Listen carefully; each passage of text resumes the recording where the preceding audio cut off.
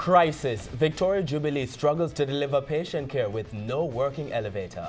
Good evening and welcome to Primetime News on air and online at onespotmedia.com.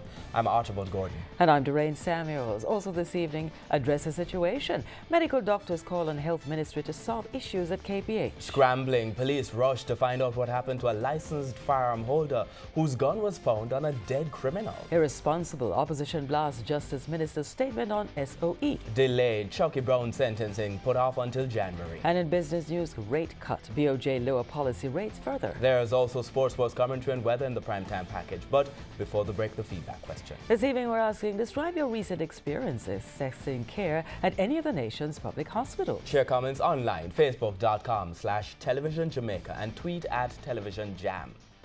Please stay with us. Primetime News returns after this break.